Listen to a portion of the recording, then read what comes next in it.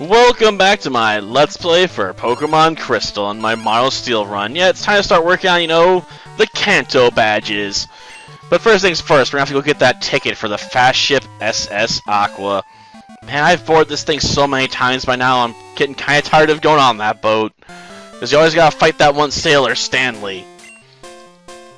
He's not even a fun Stanley like Flat Stanley. He's a boring Stanley. It's not even Stan Lee. I mean, come on. Give me something interesting to work with.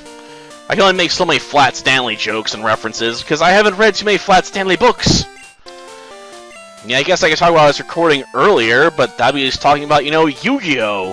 Which doesn't have much of a connection to Pokemon, aside, being an early morning show at one point on the Fox Box. At least I think Pokemon was on there at one point. Pokemon's definitely traded hands a few times, over the years. So it's hard to always keep that straight.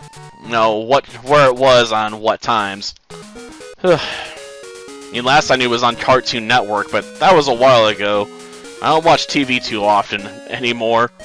So, I have no idea who runs the episodes now, but I'm sure they still get aired. I mean, I know you can buy them at Walmart, at least the X and Y season. And I've seen them sell other seasons before, like Johto. Not that they could get me to buy them. I don't know. Pokemon as a whole, just always ends in a disappointing way because Ash isn't really allowed to win tournaments. But I guess that did change recently. I'm not exactly sure why. Maybe they thought it was going to be the last season, or they thought they could finally get rid of Ash as the protagonist. And start with someone new. I mean, I wouldn't mind it. I mean, we've had Ash as the, aspiring Pokemon Master, for over 20 seasons at this point. Can we please get a new guy? Or gal? But yeah, for the Yu-Gi-Oh! Decks, I was mostly messing around with some bad decks, for the most part. I was doing a deck around making the opponent discard cards into their, from their deck to the graveyard using Soul-Absorbing Bone Tower and Pyramid Turtle. Basically, Soul-Absorbing Bone Tower can't be attacked when there's another zombie on the field.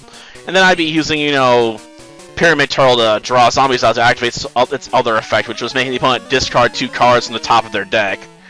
And then I'd be using cards to re-add the Pyramid Turtles back into the deck so I can then, do it all over again. Force them to discard, card after card after card, until they deck out. A strategy that's only really effective when you deal with the old card game, because nowadays most cards have graveyard effects. I also ran a really, chancy deck with, Goddess of Whim, where I basically try, call a coin toss to double its attack power, because it doesn't double its base attack power, but its current attack power. So, if you jack it up to ridiculous levels, like, 4,500, and it has, Shooting Star Bocil on it, you can potentially, KO your opponent with one direct attack, with over 9,000 attack points behind it. You're not likely to pull it off very often, but when you do pull it off, it's freaking sweet. But yeah, it's a very chancy deck. Like, you either win really quickly, or you lose fairly fast. You can use some stall cards to help yourself out by using Gravity Bind and stuff, because Goddess of Whim is a level 3 monster, so she can get around the effects of those cards, but that's assuming you're finding someone that can't, blow those cards up on you. So, yeah. Not the best deck to be screwing around with your opponents with, I suppose. And I sort of wish I picked up a Paralyzed Cure Berry before I took off on this boat ride. I could have used it for fighting Lieutenant Surge, after all. Yeah, it's exhausting. Can you just get back to work so I can get to my job of fighting Lieutenant Surge? I mean, that's my goal right now. I suppose I should have worn the Pikachu hat for that, but let's face it. There'll be chances to wear that hat tonight. After all, I'm planning on doing several of these videos in a row. After all, the first couple badges are always the quickest to pick up. Outside the Soul-Absorbing Bone Tower and Goddess of Whim deck, I was also messing around with one that could summon Dragon Master Knight, a Huge Being Black Luster Soldier, and Blue Eyes Ultimate White Dragon. As you can imagine, this is a very gimmicky kind of deck build, where I'd basically be getting Black Luster Soldier into my hand, then Polymerization, then fusing it with Hex Sealed Light Fusion, I think it's called.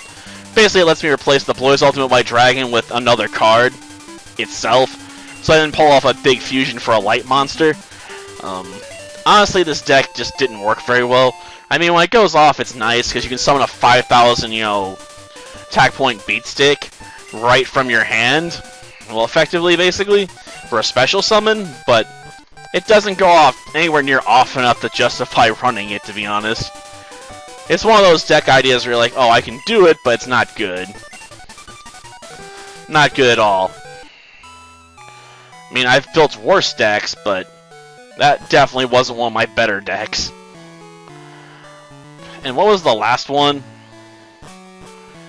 Gosh darn, I can't replace it right now, because there was 4. I guess it doesn't matter. Oh wait, it's Dark Necrofear, yeah. I built a deck around summoning Dark Necrofear, so I had a Fiend deck. Where I'd use Giant Germ and stuff to basically drop Fiends into the graveyard, and Foolish Burial as well. Trying to, get the pieces I need to pull off, the summon there. Plus, if Dark Necrofear gets destroyed by your opponent by battle, you get to then equip it to one of your opponent's monsters. So I could use that to steal stuff, then summon, my other big hitting monster in the deck. So it tended to work out in my favor, if the opponent didn't have a lot of back row removal and whatnot. So usually things went, my way. Which was probably infuriating, though I admit it's probably still not the best deck to run with. Though at least it was fun to be able to, throw Fiends away and then, get something big out of it. Well, let's see what you can do, Flaffy. Probably not much. I mean, it's level 33. Like I said, I wish I picked up the Paralyzed Cure Berry, though, for Lieutenant Surge. Because I probably am going to do one not double team, Swords Dance against him, then, swing for game real quick. And being able to, cancel out the effect of a Thunder Wave would have been nice. Because I'm assuming he's going to start with that. Because, if I was going to be doing something like that, that's what I would be starting with, I'd be like, oh, I'm going to paralyze you so you can't run over me. Just all roughshod like you want to do. But, yeah, I mean, I still got some full heals on hand, I'm sure, so I can still counter the Thunder Wave. Assuming he does it. I mean, I suppose he could surprise me and go with double team out of the gate. I mean, I'm not expecting it, though. Yeah, like I said, I was expecting Thunder Wave. Very predictable. Or do I not? Oh, there's my full heals. I got 4. Well, that's still, more than I need. Oh, he missed. Well, sucks to be you. Because you're not getting another chance to paralyze me with Thunder. Like, I'm taking you out. Like, I'm not giving you another shot. Though my question is, am I going to be faster than an Electrode? I mean, Electrode's got a lot of speed going for it because it's a ball. It just rolls super fast. Nope, it was definitely faster. But unfortunately, its double team did not pay off. It would have been better off going with Thunder Wave. Then I would have had a chance to set up like 2 double teams while I was doing the recovery. Magneton, eh? Well, now. That I forgot about. Well, we'll go with Strength. Metal Claw's not super effective against metal, so I might as well just throw out my hardest hitting attack. He's also going with Double Team. Why not Thunder Wave? The T-Wave would have been more useful, that's all I'm saying. Since it would have at least forced me to spend time on the cure. Why is everyone, trying to double team their way out of trouble? It ain't gonna work, man. Not unless you get a lucky, big miss on a highly accurate move. Damn, they're still trying. I love the determination. It just feels wasted, Man, Electabuzz ain't gonna outspeed me. The Electabuzz could pack Fire Punch, I suppose, but I doubt he's got it here. Oh, he's setting up a light screen? I'm using physical attacks on you! You need Reflect Up, not Light Screen! It's not like we're running a Psychic team here or something.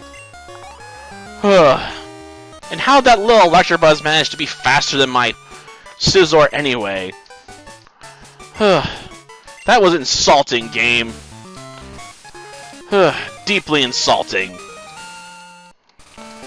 I suppose that takes care of this.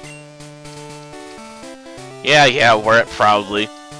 Well, next time we'll head over to Saffron City and take down Sabrina. Until then, see ya.